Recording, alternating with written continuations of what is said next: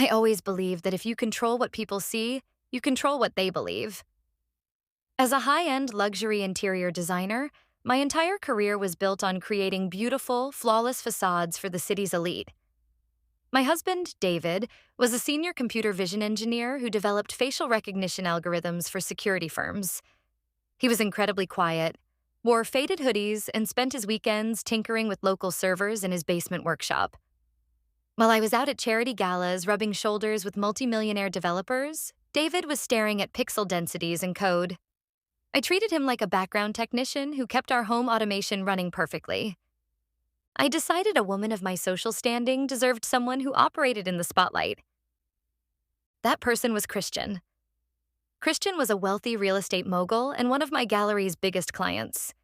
He was sharp, impossibly rich, and knew exactly how to make me feel like royalty. Our affair was a calculated masterclass in discretion. We never stayed at local boutique hotels, and we never texted on normal networks. Instead, I invited Christian to our suburban home on Thursday afternoons when David was at his company's testing facility across the state. I wasn't stupid. I knew our house was equipped with high-definition smart security cameras. But before Christian ever stepped foot on our property, I would open the security app on my phone and tap Disable Cloud Recording. I was completely insulated. I thought that if the cloud wasn't saving the footage simply didn't exist. My fatal mistake was assuming that my husband's cameras needed the cloud to think. The trap was sprung during my family's annual Thanksgiving dinner. My parents are old money aristocrats, and the dinner was a massive affair hosted at their estate, attended by 30 of our closest family members, legal associates, and high society friends. For the occasion, David had brought a special gift for my parents. A massive 32-inch smart digital photo frame that hung prominently over the dining room fireplace. He told everyone it was programmed to stream a continuous slideshow of family highlights from the past year. I sat at the head of the table, sipping Pinot Noir, feeling incredibly proud of my perfect family, my pristine reputation, and my brilliant career. Midway through the main course, the digital frame chimed softly. The photos of our summer trip to Europe faded away. The screen didn't show another family vacation. It flashed a stark black screen with bold white text that read, Local AI Vision Audit, Unrecognized Logins. My fork froze halfway to my mouth. I stared at the screen, a sudden wave of nausea hitting my stomach. The next image appeared on the 32-inch screen. It was an incredibly sharp, high-definition still frame of Christian's face, captured right at our front door. But it wasn't a standard video clip. Superimposed over his face was a glowing green digital grid, tracking his facial metrics, alongside a data block that read, Subject, Christian Vance. Match accuracy, 99.8%. Automated alarm, bypassed via user profile. Harper. What on earth is that? My mother asked, putting her glasses on. Harper, isn't that your client, Mr. Vance?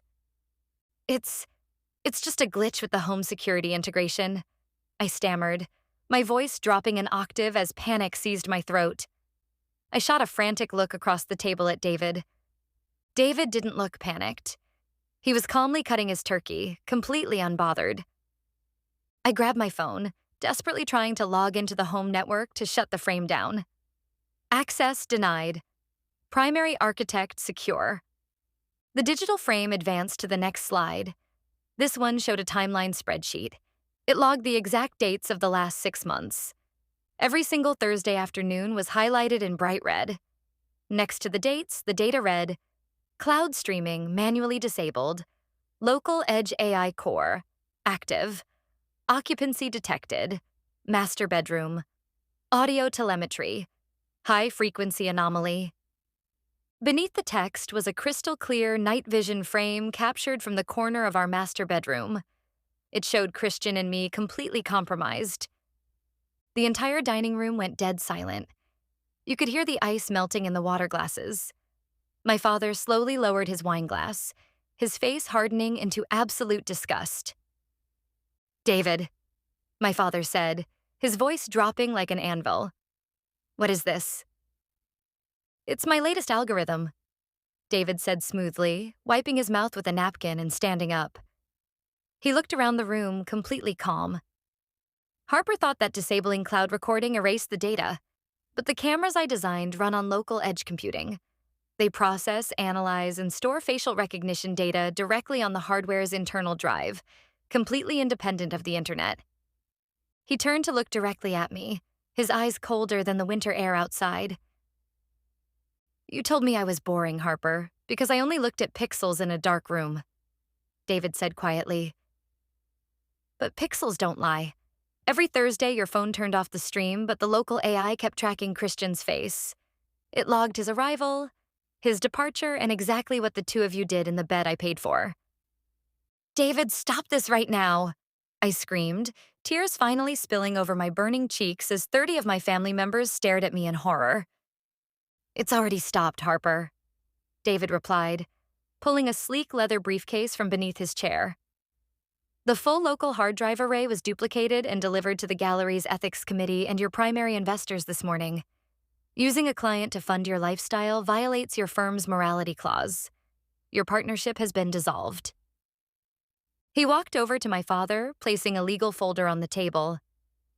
"The divorce petition is based on documented habitual infidelity, which invalidates the prenuptial agreement's spousal support," David said politely. "The locks on the suburban house were updated 60 minutes ago using the new facial profiles of the moving crew clearing out your things. Your bags are currently sitting at a local storage locker." David adjusted his hoodie, gave a polite nod to my parents, and walked out of the grand dining room. I sat frozen at the table under the blinding glare of the 32-inch screen, watching the digital frames cycle through 20 more high-definition logs of my betrayal in front of everyone who mattered to me.